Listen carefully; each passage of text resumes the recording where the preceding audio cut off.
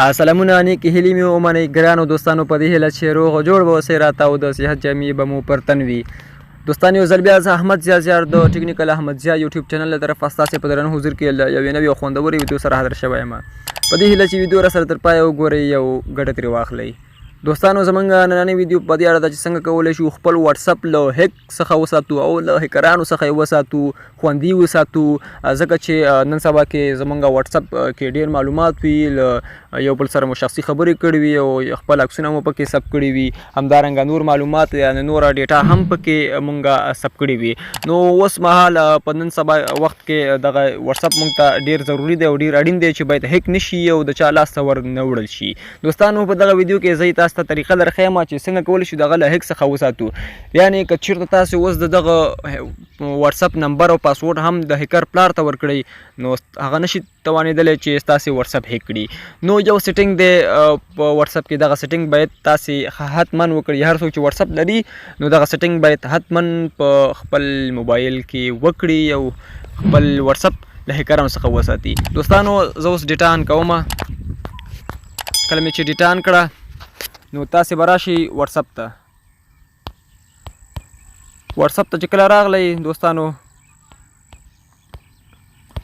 نو بره په درې ټکو به کلیک وکړئ، بیا به لاندې په سټینګ کلیک وکړئ، دلته به په اکاونټ کلیک وکړئ، دلته به راسئ په ټو سیټ اپ ویریفیکیشن، په دې به تاسې کلیک وکړئ، دلته به لاندې په انیبل کلیک وکړئ.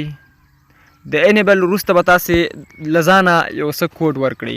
مثلا زه اوس کوډ ورکوم چې 08312، بیا به همدغه کوډ ورکوئ 08312، بیا به دلته تاسې خپل ایمیل ورکوئ.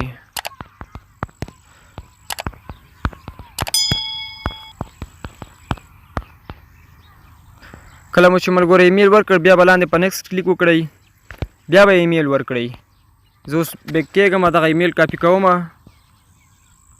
کله مې چې کاپي کړ بیا نیکسټ همدغه ایمیل پیسټ کړئ، دلته په سیف کلیک وکړئ. نو ستاسې واتساپ به له هیک څخه وساتل شي په مکمله توګه. اوس په ډن کلیک وکړئ. نو ګرانو دوستانو که چېرته تاسو غواړئ دا بیرته ډسیبل کړئ نو په ډسیبل به دلته کلیک وکړئ. ستاسې هر څه به د پخوا په څیر شي، یعنې د هیک کولو توان بیا لري. نو اوس تاسې واتساپ بلکل د هیک څخه وساتل شو، خو په محافظت کې شو. تاسې اوس کولی شئ چې خپل نمبر هر چاته ورکړئ او ښه په ډاډ سره. اوس چې په لومړي ځل تاسې په ورځ کې یو ځل دغه واتساپ خلاصوئ، دلته به همدغه کوډ ورکړئ 312، نو ستاسې واتساپ به خلاص شي. ډېره یو اسانه او ساده طریقه وه. هر واتساپ والا یعنې هر کس چې واتساپ لري باید دغه سټینګ خامخا په ویډیو کې البته په واتساپ کې وکړي.